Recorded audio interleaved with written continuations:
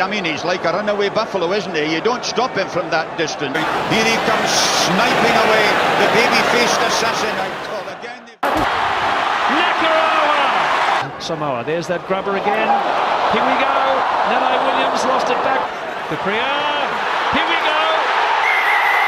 go. Oh, Vinnie, I tell you what, hearing those dulcet tones of Bill McLaren and Gordon Bray, it still gives me tingles all these years afterwards, hey? I'm just going to say, here we go, mate. Here we go. Here we go again.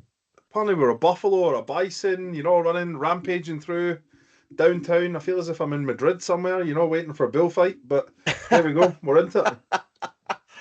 Well, lucky I'm not wearing red. Otherwise, you'd be coming at me, that's for sure. I brought some red just in case, There we go. Episode, what are we? Episode number 4. Wowee. Episode 4, eh? Who would have thought? We're cracking on. We've got some, tell you what, local legends are, we're getting pretty lucky with these local legends that are agreeing to come and talk to us too, old buggers. Yeah. Great guys and gals. And yeah, we're very thankful to have them on board. And we won't talk too much about it. We don't want to give anything away, but today is another cracking local legend. What have you been up to? It's a great. We should have started there, Jason. You're right, because I was jumping ahead. Well, this week's been a bit of a chaotic one. I'm pretty heavily into, obviously University of Calgary rugby at the moment, and we're training a little bit. The boys are putting. What's this? The third week in, mate? Is that right? Third week? Yeah. So we're of games. So we've had 2 games. We're in our third week of games coming up this weekend. And I tell you what, it's a cracker of a season. It's wide open, but we'll get into that a little bit later. So just really chaotic with that. Had a really good buddy of mine's wedding at the weekend there, and as you can imagine, with every wedding comes a few stories. So we'll keep them for another year. But there might have been a few things that went missing. Yeah, a few jars. What's new on your end? Look, it's the end of the season. It's been a long and challenging, but immensely successful and wonderful rugby season. The U16 Saints finished up with the season this weekend, and so I'm going to have a lot of time on my hands after this, and I can't say I'm not looking forward to it. That's for sure. But I'm fantastic. And talking about promoting university rugby. Let's get into what kit, what club are you supporting? What memorabilia have you got on today? That's a flashback. I came straight from coaching, so I was like, we're gonna rep the Dinos tonight. Boys done me a solid. We're having a little baby here in December, and the boys surprised me tonight with a whack of diapers. I'm not gonna lie. It filled up the back of the car pretty quickly. For those in the southern hemisphere, I think you call them nappies. Nappies, yes. The thing that contains a baby's. The shit. Yes, thank you. Cottage cheese, as one person alluded to over the weekend. The black tar, the green cottage cheese. You'll be looking forward to that, mate. It comes out. Yep. So yeah, pretty surprised. Well, very surprised, but I was not expecting that this evening, and the boys were super nice. So that's magic. Yeah, that's happy awesome to rep the old Dinos rugby, building communities within Calgary. So we're pretty excited there. Excellent. Well, I've gone for believe it or not, this is the mighty Newcastle Wanderers, otherwise known affectionately as the Two Blues. And I had the pleasure of one magical year with these guys back in 2011 of all times. That was the same year I came across to Canada. I hadn't played rugby in probably about 15 years, and I was lucky enough to bump into a few of the guys from the Wanderers, and they said, well, we've got a social thirds team, so why don't you come out? And believe it or not, we made the GF. Unfortunately, went down to Maitland in the grand final in a very, very tight match.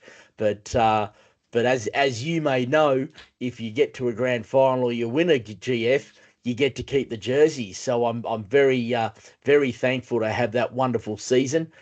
Still keep in contact with a few of the lads down there, and so yeah, I'm supporting the two Blues today, mate. I can. There you go. All right. Let's go around the grounds, mate. We'll kick off with the local stuff, which is at the CRU, the community rugby. As I mentioned earlier on, it was the final weekend, the final Saturday of the fall festival. So once again, it was a magic day. The weather was absolutely sensational at the Calgary Rugby Park there at just off Shepherd Drive. Hundreds of kids. Definitely been spoiled for weather this fall, Jason. I mean, it's getting those young kids out. It's a little brisk in the morning, but it's definitely warming up. So yeah, we've been pretty blessed. Yeah, so that was magic. And then of course, once the minis and the juniors up to the U17s, once they cleared the fields, it was time for Oktoberfest 2024 to happen. So there was a lot of wonderful looking athletes, not so wonderful looking athletes running around playing sevens rugby, followed by a lot of fun there in the big white tent at CRU. So I know they put on a fantastic day for the Oktoberfest festival. Yeah, and Thomas and Kim and the gang there over organising that event. It's been running for a few years. Hats off to them. I wish we managed to register a team 1 year, and we've not managed since, just with the way everything else has worked out. But yeah, it's a hell of a tournament. And you know what? It brings back the social aspect of rugby, right? Like the old rugby. Into the rest of the score, so we'll probably stick. We'll stick university with stuff. We'll stick with the development side. So the red team, or the University of Calgary development team, played the U of A green team, their development team. U of A green took that 29-10. That was quite a physical game. Physical game. Good little numbers there. Chatting to some of Mount Royal travelled out to Saskatchewan, and they played against the Regina Monarchs. The Monarchs were successful there, 69-22. And then obviously we went through the Colts, so we'll jump into the PUMRC, so the competitive league there. And we had the Dinos played against the Pandas, or the University of Alberta, and it was 31-21. So great job there. Obviously, I was on the losing end of that, but what a great game of rugby. It's great to see physical flow in rugby. University of Saskatchewan played Mount Royal in Saskatchewan. Mount Royal came away with that one, very close affair, 22-19. So that would have been a good game to watch. That would have been tight-knit. And then UBCO out in Kelowna played Sate, and that was 57-7. So that was a little bit more on the friendly side of UBCO. But again, Sate are still kicking in there. They're brand new to that competitive league. Yeah, the women's university rugby. I mean, that's been ongoing. Obviously, we're looking at. The Dinos were out west. They were out playing UBC and UVic. They fell to, they fell on the bad end of a loss there on both sides. But yeah, a quick international wrap up. The rugby championship, the final games were played with the All Blacks getting over the top of the Wallabies 33-13.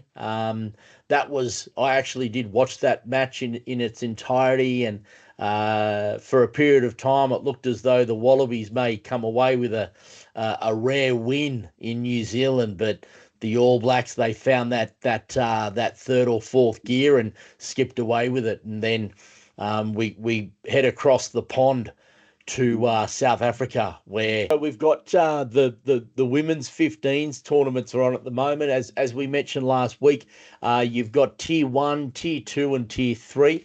So in the Tier 2 tournament, which is being held in South Africa, you had South Africa had a tight win over Japan, 31-24, and then in a bit of turn of the events from the week before, the Australian women beat Wales 37-5, which is a great bounce back, because Wales beat them for the first time ever a couple of weeks ago.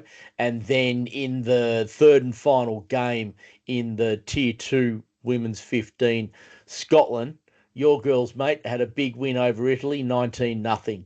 So They're doing pretty well in that tier 2 Scotland at the moment. They've had 2 wins from 2, which is awesome. yeah, But yeah, I mean, it's going to get tougher. I mean, there's some tough games coming up there. We'll dive into tier 1 because there's some hell of exciting games in there. Well- so first game in Canada, BC Place, Vancouver, ready to rock and roll. England take on USA, and number 1 in the world definitely showed some promise. 61-21. Great on the USA scoring some tries though. I mean, that's a tough. That England team are very dominant at the top of that women's structure. Absolutely, they sure are, and they've been top of the tree for many years. Even though New Zealand won the Rugby World Cup, England have been number 1 in the world for a long time, and they've got the players to dominate. So congratulations to them. Yeah, and then we move into a bit local. So Canada played France. Yeah, they sure did. Sure did, and they came out with a victory as well, 46-24. And I hear in a cracking game, Vinny, a cracking game. I caught the last 20-25 minutes of the game because there's a lot of local Calgary girls in that team, which is very exciting to see, and the skill level and the power of the hits. And the speed, it's just unreal to watch. It's really cool rugby. So if you've got time, there's other matches coming up this weekend that we'll get onto later in the podcast. But this is fantastic rugby, top tier rugby at its best, and you've got to have a watch. Yeah, I mean that's super exciting. I mean, literally playing Canada, playing in BC Place. Yeah, home. We'll say home field advantage, but I mean that's awesome, and obviously games to come, super exciting, right? I mean, and then we had a bit of an upset. The upset of the weekend, though, jeez, I didn't see this one coming, but hats off to them. Ireland 29, New Zealand 27. That's a close game. That's what you want. That's unreal. Yeah. No, it's the first time Ireland have beaten New Zealand in the women's program, and again, I think I mentioned it last week or the week before in the podcast. But the men's and women's programs in Ireland, they've obviously, they're drinking the Kool-Aid because it's working for them at the moment. And this weekend's going to be another incredible weekend that we'll get to later in the podcast. But I think now.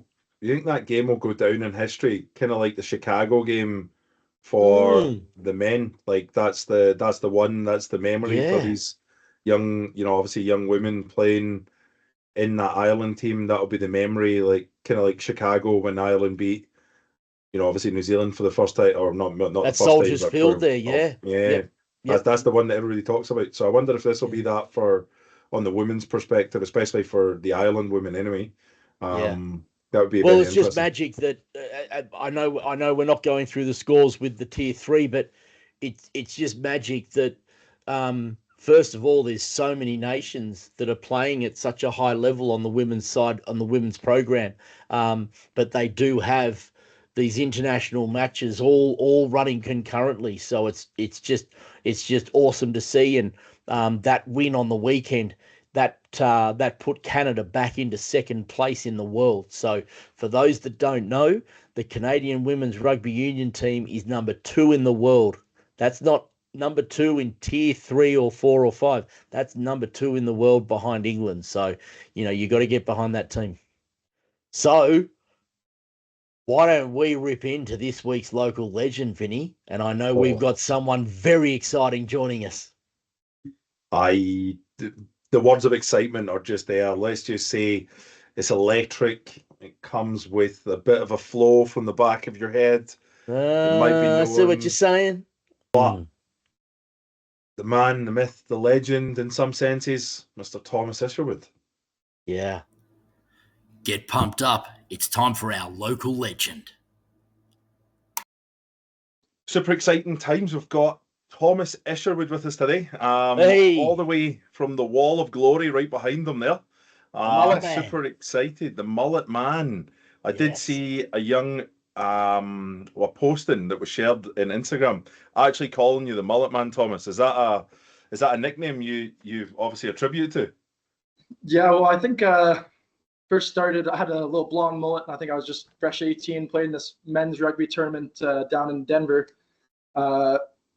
Played half decent, and the commentator commentates, Dallin Stanford commentates on the World Series and the World Cup and all that kind of jazz. And he obviously scored a try, scored another try, and Mullet Man kind of came about. And obviously after I debuted on the series, he was commentating there, which dragged over. So now I've got this nickname, and I've got the mullet still. And so it's kind of a thing that's stuck. And if I get rid of it, it'll be, oh, and there goes, I don't know who that is. So yeah. I'm stuck with it now, and that's that. Yeah. Have you ever considered the old, patching it back in 95? Yeah, Thomas Isherwood? I've definitely thought about it, and after this whole last 4 years, this Olympic cycle we've done, I was like, yeah, I should probably go start something new. And then when it came to do it, I got a bit scared and just chopped half it off. So, Vinny, I'm pretty stoked because I can see that beautiful orange shirt that you're wearing, Thomas. So, obviously you've watched a couple of our podcasts. So let us know what that wonderful piece of clothing is that you've got kitted out there.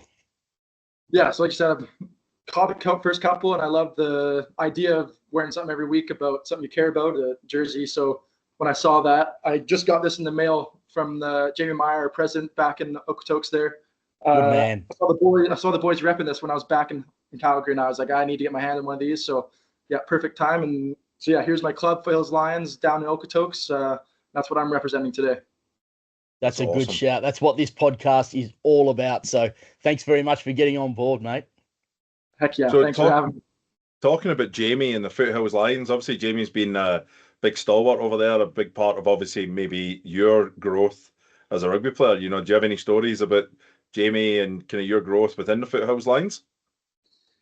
Yeah, I think just like small clubs in general, as you guys know, it's families are the ones that keep these clubs afloat, right? And what that family's done on field, off field, juniors, senior men, senior women, they've done a lot behind the scenes that no one thinks about. And there's so many other families I could name who are the people keeping the Lions afloat, just like them. Yeah. But it is funny, obviously, Jamie's been the president. He's been playing rugby for however knows long.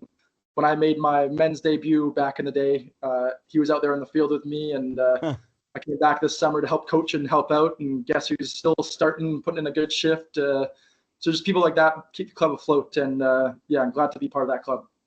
That's incredible. Awesome. Because you've been traveling the world and a busy man in the sevens program. But what I love about what you just mentioned was you made time to come back to that club, that family that supported you, and to me and Vinny and yourself and everyone out there. I mean, that's really what rugby and the community is all about, and we love hearing that sort of feedback.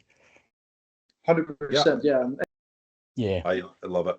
I mean, literally, you're totally right. It would be so hard to pick all the volunteers or coaches or managers or parents.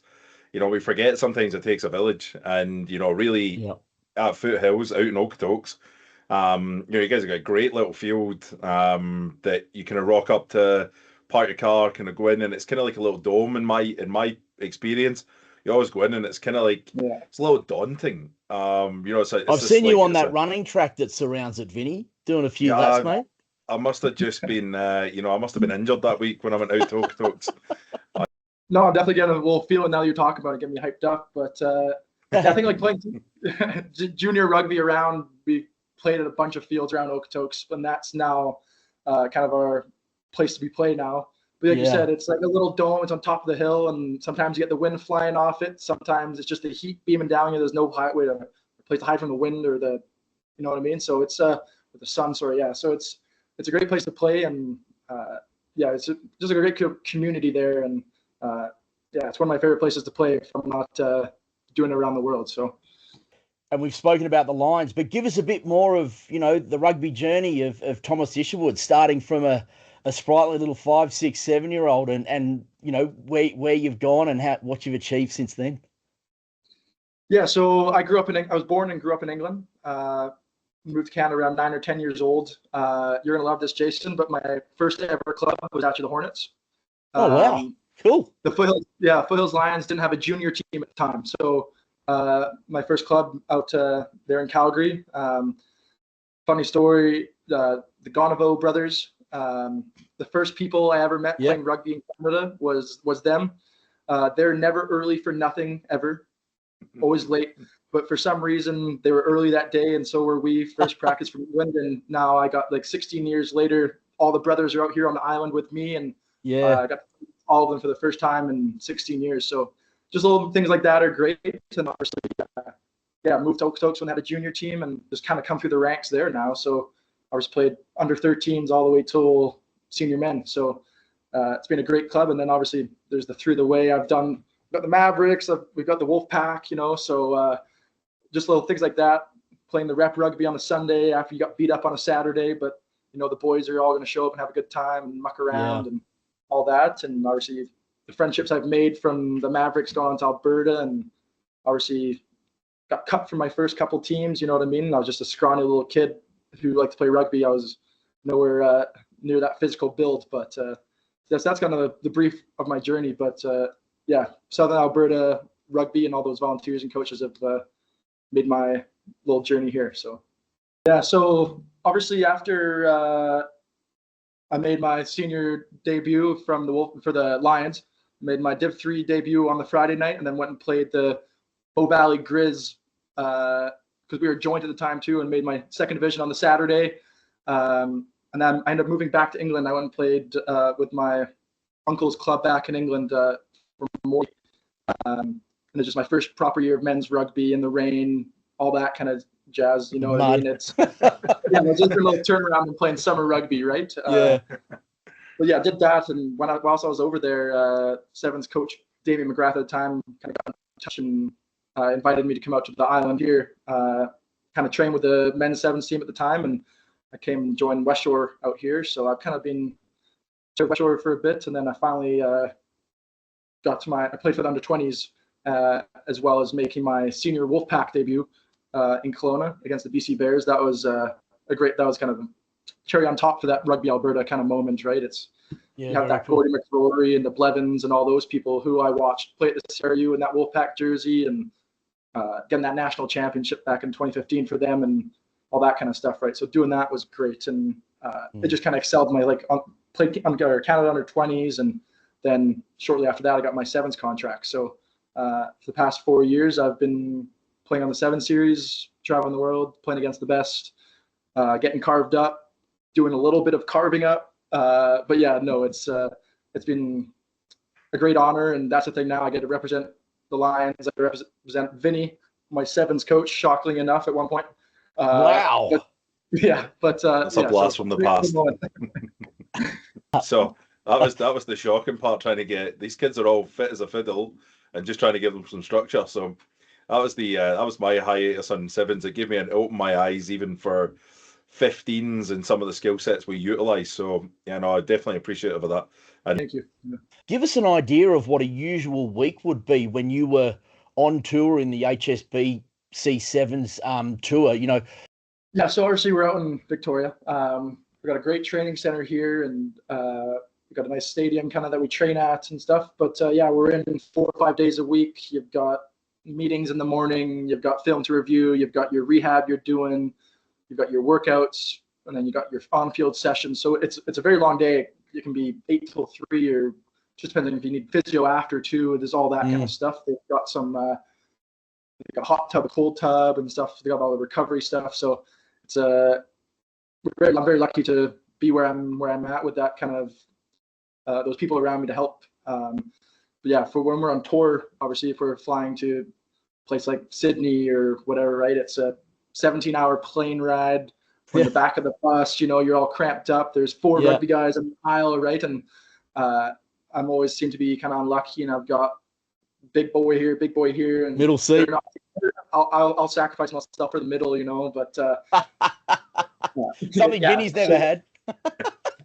I'm usually the kid on the aisle going, we need a skinny kid in the middle. So it's all good. And it's one of those things when you get there, right? You didn't sleep very well. You're eating airplane food, so we usually get there like a week or so before. So you have a bit of time to acclimatize to the heat per se. Obviously, it's 38 degrees in Sydney, and it's rainy and windy and frost and snowy out here in the West Coast. So it's definitely something you got to acclimatize to quick, but no one stops for you. So you just got to get going with it. When we're on tour, it's a bit more relaxed, a bit more laid back. We've done all the work before, so now it's just prepping, really, really getting down that film and breaking down teams to scrums and lineouts and just seeing what they do, right? And so when you go into the game, you know what you're expecting for the most part. That's the best part of sevens. You can expect something, but something else might come and hit you from the other way. So, it's a very jam-packed season, and it's long. And after one tournament, you got to go on a 10-hour flight to the next tournament and play again while you're sore and jet lagged again. But that's the best part about it. And do all the teams travel together, Thomas, or do you go all kind of in your own bus? So if we're going to the first tournament, obviously everyone's different. Everyone's coming from different part of the world. When we're going to the second tournament, though, World Rugby per se hires a plane, and they just throw all the teams and all the staff on one plane to make it easier with all the luggage and stuff. Because I can imagine some of the stuff we get lost just traveling by ourselves with our luggage. So, so it's unique in that way. You're on the way to Cape Town. You got Samoan guy next to you, and you got an Australian guy next to you. Just like little friendships you make, right? And that just shows on my wall. I've got all these jerseys, just little friends you make over tour, and next the best part about rugby, that unique thing of swapping your jerseys, right? So these are great. I'm a big memorabilia guy, so I've got some pretty awesome jerseys behind me here, and it's awesome to show them off at home here. You go 8 to 3, you're in a full training environment, your recovery, your training, you're doing your S&C, you're doing all that kind of stuff. In the evenings, what do you do to kind of separate yourself from rugby a little bit and, give yourself a bit of freedom away from that kind of, the full-time environment? Funnily enough, separate myself from rugby, that seems to be a hard one. I was coaching one of the local schools here. So in the evening, I went straight from training and went and coached. So not a mass separation from rugby, but we're very lucky out here, especially during the summer and things like that. There's so many lakes. I'm a 5-minute drive from the ocean, stuff like that. So me and the boys will go swim at the lake, or I have a canoe, so we'll take the canoe out, and just little things like that. It's a nice little getaway from the training aspect, and you get out in the nature and kind of enjoy that part of the Vancouver Island too. It's beautiful out here. Yep. Hey, Thomas, you don't have to answer this if you don't have to, because we've got millions and millions of viewers, and it might get into the wrong ears. But which team, when you're on tour, which team do you just despise playing against? Despise playing against. Everyone's unique in their own way, right? That's probably the best part about sevens. You got the Fiji offloads, and then you got the Argentinians who will just run it at you, and then the Kenyans, example too. They don't really have a regard about their body or yours, so they're just going to run through you and make you pay for it. So I remember, funny story, because out here we have a lot of the old Kenyan sevens guys that come out here and play for West Shore. That's cool. So it's nice to be on this side of the same jersey as them instead of the opposite. But one of my first tournaments, I'm running out against Kenya. We're in the tunnel, and I'm just a little 19, 20-year-old, like, okay, here we go, whatever. And then you have Alvin, the water buffalo, turn to you and start pointing at all you and your teammates, yelling in Swahili, and it's like, keep my head straight, don't look over, you know what I mean? So things like that are a little scary, right, when you're making your debut. But everyone's unique in their own way. But the Argentinians are probably up there for sure, some of the toughest to play against. And funny if he's just pointing, going, nice mullet, nice haircut, those boots are awesome. You're just thinking it's so done. He could be going nice. He could be nice. I don't know. And he is a big lad. Who's your bunny team? Who's the team that you can't wait to get on the field because you know that you've got the wool over them? I think that's maybe the best thing of all things. I've been pretty lucky of beating most people. We beat the All Blacks for the first time in 7 years this past season. Yeah, that was awesome. So things like that. Every time we play against New Zealand, we're this close, we're that close, and it's like last play of the game, something goes wrong, you lose. Everyone just has a different flair and a different style for their game, which is the most unique thing about sevens as well. One bounce of the ball goes the other team's way, and that's your turn over, right? So that's a cruel mistress. You'll be happy. you'll be happy to know that 2 years ago, I was sitting at BC Place when you beat my Australian team. Yeah. And I had all of Calgary rugby sitting around me, just laughing at me, and it was a great feeling. So thanks very much for that, mate. I think you may have scored the winning try, to be fair. Yeah, I don't think I scored the winning one. I definitely scored the one at the very end to put it out of reach. But yeah, playing at Vancouver at home is unbelievable, and getting a little win Friday night at home against the Australians was probably one of my favorite moments for sure. I remember scoring that try, and we get a certain amount of tickets per home tournament kind of thing. So gave them all to my friends, and when I scored that try, the first thing I do when I look up, I have my 10 best friends like all hanging over the balcony, like ready to jump on the field and come celebrate. So what a moment! Crazy awesome moment for me, and also crazy awesome moment for them. But I'm glad they could be a part of that. One of the things that we always want to ask our local legends, someone wanted to get involved in rugby, or how would you promote it? What would you advice would you give them to get involved? Yeah, obviously rugby is not the biggest going sport here, especially in the prairies. Obviously, only able to play in that tight little window we have. Big thing when I was at high school, I think my first rugby training, we had about 12 guys at training, and obviously that's not enough for a team. The athletic director of our school was all coach. So he went to a couple of his star football players and was like, if you want to play football next year, you're going to have to play rugby. So we ended up having 17 guys all season. We ended up losing in the provincial final. But it's just little things like that. Like he just got them to try it. And as soon as they came to their first training, they were hooked.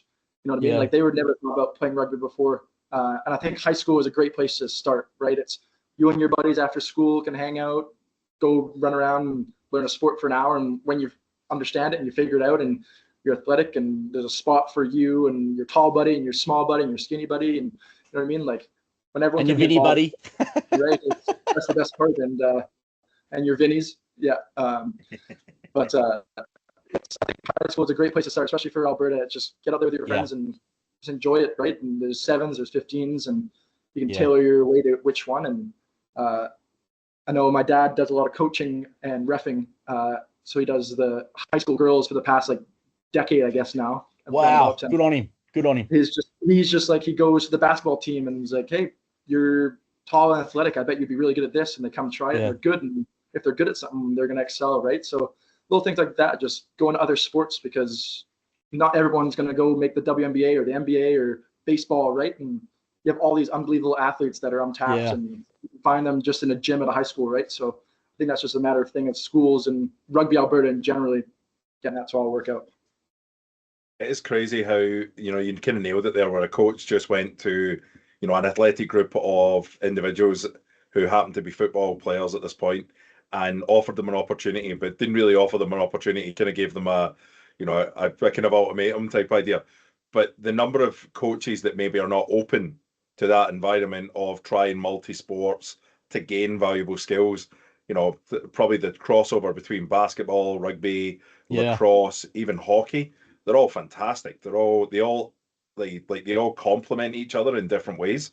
I think you kind of nailed it there with the transfer skills. I think that's a massive thing that people don't understand, right? Rugby looks like rocket science, but it's pretty simple, right? It's catch, pass, and run straight. You know what I mean? There's not much to it if you really get down to it. And that's the best thing. There's so many people who would be unbelievable, right? They're just not, they haven't been open to rugby. So Rugby Alberta, I'm sure, can get into schools and really push it because it is an amazing sport. And just like us three, we travel the world playing rugby with our friends and meet new friends, right? So it starts at the minis and in the high schools and stuff, especially in Alberta. So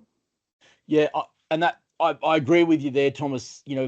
One thing that I loved when I first arrived in Canada was anyone that cared to listen, and I mentioned that I was involved in rugby. They said, I played rugby at high school. Everyone seemed to have played at least one season at high school.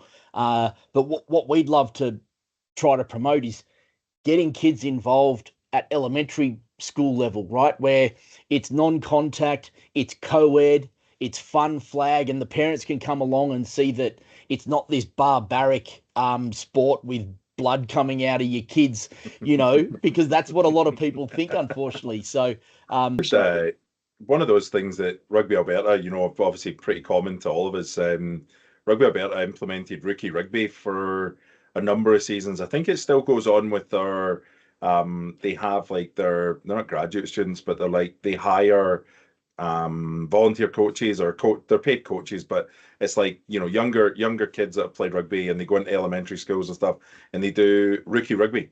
And like the rookie rugby balls have like handprints on them and they have like flags that have like funny colors on them and stuff like that. So it's just really interesting for kids to want to, you know, could get involved.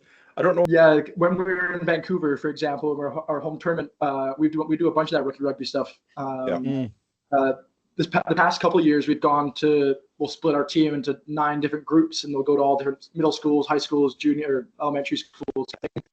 And these kids, we're not playing rugby. You know, we're doing little passing things. We're getting them running around, just playing with the ball, right? And that's all you need to get them hooked. Especially the little kids. It's like, oh, I gotta skip class today and go in the gym and run around with my friends. It's like they don't know what they're doing, but as soon as they understand it's rugby, that could be the matter of thing of getting 10 guys to a club, right?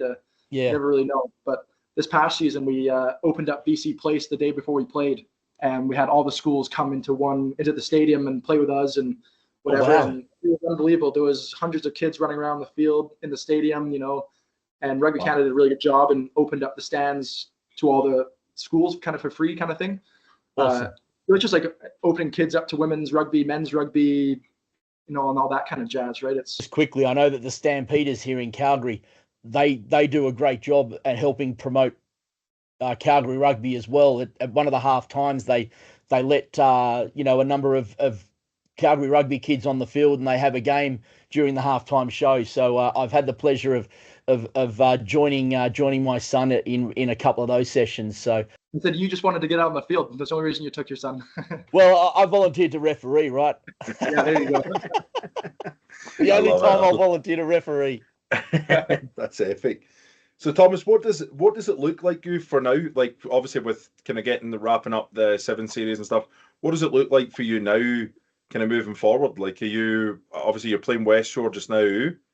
That'll be 15s, but what does rugby in general look like for you moving forward at the moment?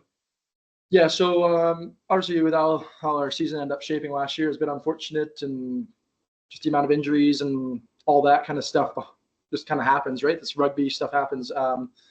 So our season just kind of kick off now. So we just finished our West Shore preseason this past week. We have our first game this weekend. So kind of just starting to get in the season with that kind of group, and we have like our Rugby Sevens kind of starts up again pretty much start of November.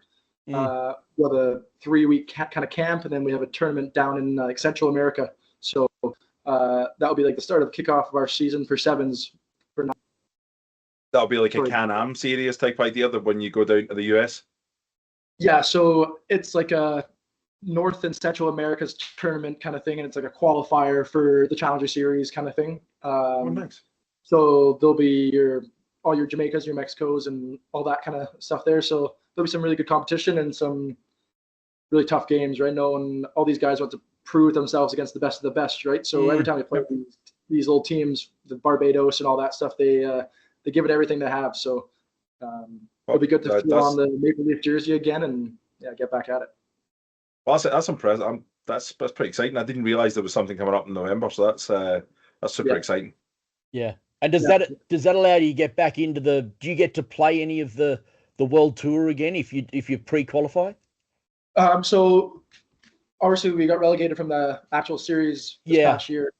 So when we qualify for this Challenger Series, it's just like the series below, really. That's right. So there's like 1 or 2 less kind of stops, but in the new year there'll be 3 or 4 tournaments to kind of build up to get back on the promotion to the series. So that's fantastic. What do you reckon, Vinnie? We get stuck into the tight 5, or have you got a few more questions you want to rip into? I don't want to take it. I could talk to this young man all day, man. I think we've picked his brain enough for now. I think the tight 5's a good shout. With all the people you've played against, who would be your favourite player? Whether you've played against or played with, or yesteryear, who would that be? Oh, so obviously, growing up in England, all that kind of. So Johnny Wilkinson's my. I know it's gonna kill you. Yeah.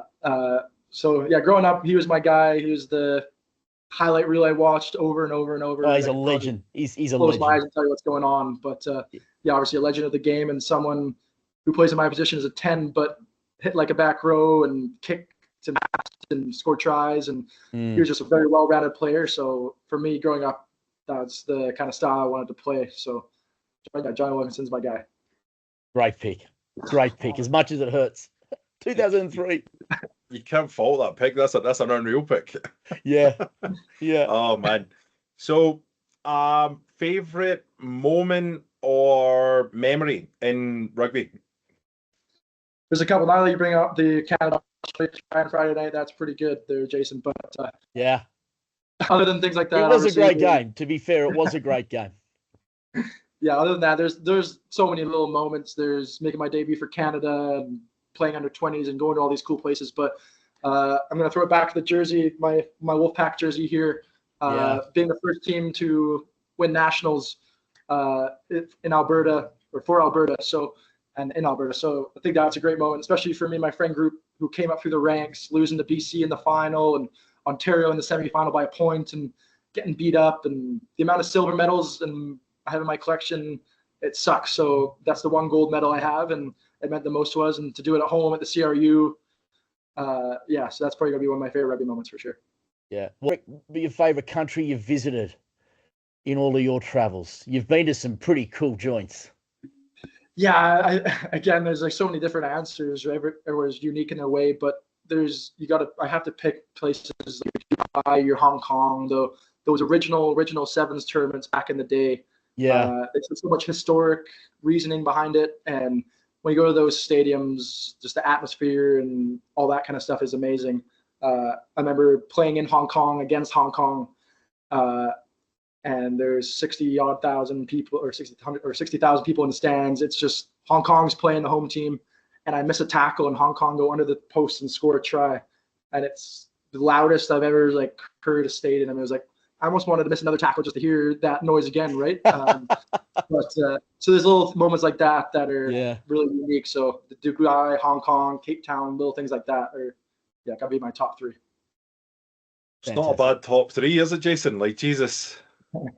I mean, when we interview these local legends, I get jealous, mate, because all that's in our past, and these guys are still living their life. But anyway, at least we can tour with them and be a spectator rather than on the field with them. Yeah, that's a memory that's one of the fondest memories I have in Canada. So I'm happy, super stoked that you have that same. Well, we have a similar memory wearing the black and pink jersey, Wolfpack, Rugby Alberta type idea now, but those are memories you can't take away, man. And I'm super stoked. Local boy, local talent has a local memory. That's impressive. Thomas, last, I guess we kind of skip. We answered a few of the type five just in an interview, but I guess the kind of finishing off. I think we've been asking everybody is if you could have touched base on it in high school, just get involved. But if you had any advice for any young or aspiring rugby players, doesn't have to be young, could be an old guy just getting into the sport for the first time. What advice would you give them? I think a big thing is just having fun, which is when you're playing your community rugby, your high school, you're getting into play senior men's Div 3 on a Friday night. Like everyone wants to win. No one ever plays so good. Everyone wants to win, but everyone's there because they love the sport and they love having fun.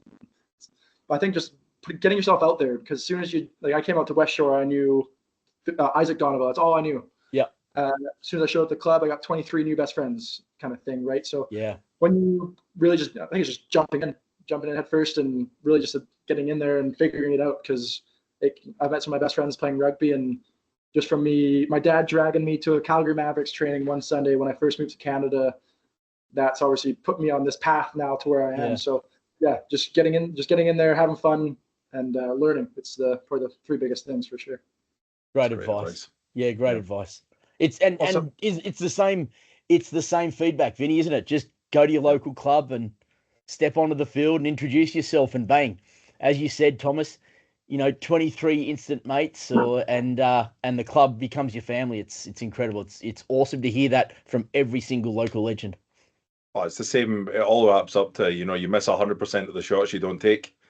Yeah, it's literally you've got you have to put the first foot, and if that's going and trying at high school, if it's going to your local club, if it's your mum and dad just putting you into a try rugby, or try any sport. I mean, literally, we're Yeah. talking rugby specific, but we really encourage anybody to play. You could start with basketball and then you transition into rugby, or you start with lacrosse, and there really is a lot of transition sports. So yeah, great advice.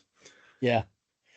Well, I suppose we could, as you mentioned earlier, Vinny, we could talk rugby for days, but we know that Thomas is a busy man.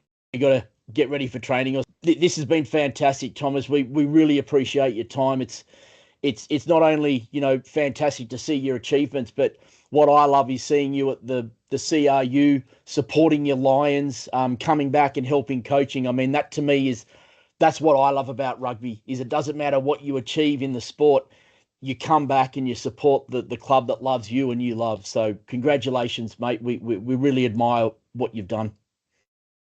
Yeah, cheers. Thank you for that. And right back at you guys. Thanks for volunteering your time and putting your effort into things like this. It's going to mean a lot to a lot of people, and especially for the growth of rugby in Alberta. So I'm glad we can do that as a little trio, and hopefully we can do some coaching together for sure. So I'd love that. I look forward to it. Are we finishing off, boys, or what? We're going to finish off with a little howl here. We're going to get in there, Thomas. Yeah, I'll get a little. Woo! Oh yeah, and then we'll get up the Lions too, of course. Thomas actually didn't mention he's a very humble man, I'm starting to realise. But at the CRU, he was the most recent inductee to have his jersey put on the wall. So anybody who's swinging by the CRU, obviously we're towards the end of the season, but we've got some juniors coming up this weekend. Swing by the clubhouse, pop in, and then on the archway out to the washrooms, to the main door at the front. It is right above there on the right hand side. I can't even. There's no words to explain how proud you should be of that, and I'm sure your old man is. He's beaming at the chops for that. Yeah. Yeah, no, it's a pretty crazy honor, and yeah, Dad's obviously super stoked. He went up on the Friday night and saw it, and he's like, "You're gonna be pretty happy tomorrow when you go to the CRU to coach." So it was awesome seeing up in there. It doesn't seem real. Doesn't seem like it should be there, especially up with the. It should be there. Don't you worry about that. Legends right of the game, but yeah, such an honor, and I'm glad I can do that for especially the Southern Alberta rugby, especially in Calgary. And, yeah, we're going to see where the journey goes, but hopefully I get some more Alberta products doing it with me next time. So yeah, I can't take it too easy on the UVic guys. I got those guys in a couple of weeks, so after that we'll be ready. So yeah. I wouldn't expect you to take it easy, Thomas. It's a competitive game, pal. You only grow by you only grow by playing the best. Yeah, there you go. Yeah, exactly. I love it. All right, guys. That's awesome. Thomas, thank you. Pleasure. Yeah, thanks again, mate. This has been fantastic. Yeah, cheers. Thank you. Appreciate the opportunity too. It's been awesome. Yeah. Ha ha! Now that is a local legend. Well, Jace, you don't get too often where you get to sit and look at a wall of just memories from a young man who's really represented, and his colleagues, obviously, at where he's staying out in West Shore there or at Langley. Yeah. You just don't see that very often, and he's very passionate, isn't he? Oh, he's just a true rugby man, I just, again, I love the fact that whenever he finds time in his schedule, he always comes back and supports the Foothills Lions, his local club. I mean, that to me, it gives me goosebumps, and he's such a great fella. And to provide us with his time, he's a busy dude, and for him to sit down and provide us with his time, we could have kept talking to him for hours, couldn't we, mate? We could have been there for a while. I'm just happy that he is a big factor of roots of where he came from, and Okotoks. He did say the Hornets was part of that, but obviously Okotoks is his place, and his old man's pretty firm on rugby if you've ever met him. So it's it's good to see that Thomas has that instilled in him. So and he's repping the podcast.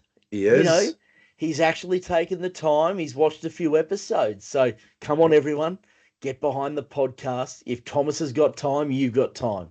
You got it, buddy. You got it. Yeah, an absolute legend of the game.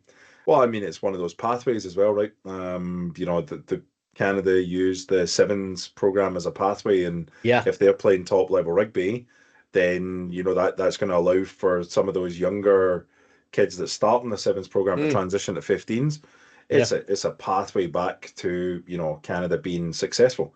in men's and women's rugby. You know, so pretty exciting. Well, last episode with Olivia Newson, she went through. You know, we didn't know that, but she went through the sevens program. So, I mean, yeah, you're absolutely right, mate. Absolutely right. So why don't we kick into what's coming up? What have we got in front of us this weekend? It's going to be another big weekend of some university rugby, and then we'll get into some international rugby because all of the local community stuff, we're done and dusted for the year. Lethbridge, Alberta game. And I think that's in the women's. That's the Pronghorns. That's the women's. Yeah. So the Pronghorns versus the Pandas. Well, good luck to our mate, friend of the podcast, Graham Moffat. I had the pleasure of bumping into him. His young daughter and son were running around on Saturday morning in the Final Four Festival Saturday. So good luck, Moff, to your girls, the Pronghorns, mate. And then the men's stuff, this is where it gets exciting.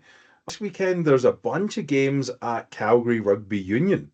Wow. So 6 games this weekend at Calgary Rugby Union. So we'll go through those ones. Yeah. So Mount Royal University, their development squad is playing the Calgary Colts. 12 o'clock on Saturday. UBCO, PUMRC team is playing U of A at Calgary Rugby Union at 12 o'clock. U of C are playing University of Saskatchewan, and they're playing at the University of Calgary. So that'll be the one. That'll be the game. That'll be one of the games that's not at Calgary Rugby Union. University of Lethbridge plays the University of Alberta Gold. That's a development squad game, and that's at the Calgary Rugby Union. And then SAIT play Mount Royal University in the PUMRC League at Calgary Rugby Union at 2 o'clock. The University of Calgary, so the Dinos development team play the Edmonton Gold. And again, that's at the University of Calgary. And then on the Sunday, we have the University of Saskatchewan is playing UBCO at the University of Calgary. We have SAIT playing U of A at Calgary Rugby Union. And we actually have a third game on Sunday where we have SAIT development team is playing the U of A green team at Calgary Rugby Union. So rugby everywhere across Calgary. Yeah. So, and the Super weather. exciting. I mean, if the weather stays the same, it's going to be absolutely perfect weather for rugby in Calgary, rather than 30 to 35 degrees in the middle of summer that we're used to. I can tell you a story of snow on the field at the University of Calgary. So we play on Field 7 at the University of Calgary. And if it snows, there's only one way to clear the field. It's called shovels, and it's called all the boys doing the graft. Is that so? You're telling me the big country girls don't come out with their massive snow shovels like we see at the Flames games? No, you literally get mum and pop shop, little shovel, and you've got guys going around the field. It takes hours, man, and the guys are usually gassed with, we have to send them to get, refueled and but it's all in the love of rugby, and the boys do it, and they always got a smile on their face, and that's the long and short of everything coming up this weekend. Okay, cool. So international. We can get some exciting women's 15s. When is the next Canada game? So, I'm glad you asked, Mr. McCauley. So this weekend, again, it's all being held at Langley Event Centre in Canada. So they've moved from BC Place. They've moved across to Langley this weekend. And then we have at 1:30 p.m. Mountain Standard Time, we have the USA playing France. And then followed by the big one, Canada playing Ireland. Both teams coming off big wins. So that's going to be an absolute belter. So that's at 4:45 p.m. Mountain Standard Time this coming Saturday. And then on Sunday at 2 p.m. kickoff, we've got New Zealand playing England. And that'll be an absolute ball terror because New Zealand are going to have their backs up after the loss to Ireland. And England, they're not going to want New Zealand to walk over the top of them. So get ready for a couple of massive days of international women's rugby coming up this weekend. Now, Was the Canada game, did it say if it was going to be on TSN, Jace? Yeah, it's on TSN. TSN? Every Canada game is being played live on TSN. Definitely. Couldn't Yeah. agree more. I mean, the other thing is, if you missed last weekend's one, rugby24.net or Rugby Pass TV are two great spots, cost you no money to check out rugby. I wanted to update some pretty exciting news regarding Rugby ABC podcast and social media. We are now loaded onto Spotify. So if you've missed the previous 3 episodes, make sure you check us out on Spotify. We're also on Amazon Music. And once a couple of glitches get fixed up by our IT department, we will be on Apple Podcasts, I promise. Love it. Lots of really cool rugby coming up. Vinny, I will make sure that I get to see you and follow your dinos this weekend. I'm hoping to get around to golfing now that I don't have any duties on Saturday rugby day. But can't hold it against you, pal. You deserve it. No, I'm going to enjoy it. But let's give a shout out to the podcast partners, mate, before we shoot off for episode 4. Yeah, so we've got podcast partners. We'll kind of mix up a little bit. We've got Ron LeBlanc. Let's try that again. Yeah. Ron LeBlanc Photography. And speaking with Ron, he's working on getting us some cool snapshots. So we're hoping to share some of them in our upcoming podcasts. Yeah. We have our friends over at Intrinsi. Joel and the group. Yeah. Super excited there. Like literally, I actually found the location of Intrinsi, which was really cool. It's down in Mardeloop. Really big spot right beside Mardeloop Brewing. So if you happen to need a little treatment, need a beer, physio, bit of chiro, bit of osteo. Pretty good little location. They're new digs, Vinny. So they've only just moved. So they were on 17th Ave, near the intersection of 14th Street in the southwest. But as you mentioned, mate, they've just moved up to Mardeloop. So if you've got any aches or pains or a bump or a bruise and you need it looked at professionally, make sure when you go in there, you let them know that you heard of them through Rugby ABC podcasts, and they'll make sure to help you out and look after you. Yeah, definitely. It's super exciting. And then, obviously we've got Erwin and the team over at Joker Jerseys. Hoping to get some kit from them shortly, I think. Yeah, we're working on it. I'm looking forward to seeing what they can kit us out with. One day, Jason and I will be sitting here. We'll be like, look at the dazzling kit. Look, that's it. And then obviously our charity partner in Kid Sport. Can never say enough good things about Kid Sport. So super excited to see where we land with getting them some help over the time that we're with them, Jace. So that's right. If your kids have grown out of their boots or their rugby cleats or any old jerseys or shirts that are still in pretty good condition, if you've got anything you want to donate, they've got the sports bank where any lightly used or brand new stuff that you're willing to donate, if you want to drop it off to Kid Sport, or you can drop it off to any Wood Group automotive location across the city, and they'll make sure it gets to Kid Sport and pay it forward, as they like to say here in Canada, which I appreciate. Yeah, sometimes everybody needs a little help, right? So that's right. It goes a long way to getting kids into sport. It sure does. Now, next week, local legends. We've got a couple of big boppers. Two of the 3 front rowers for the Canadian women's rugby team, who will be taking on Ireland this weekend and just coming off a massive win against France.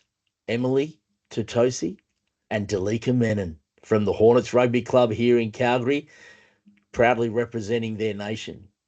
Love a good front row. Can't wait. I won't be able to get a word in, mate, as a back rower. No, you're kind of like a back in that situation, mate. You're too far back for us. We're just having a good. You won't hear chin me. Wag. No. Yeah.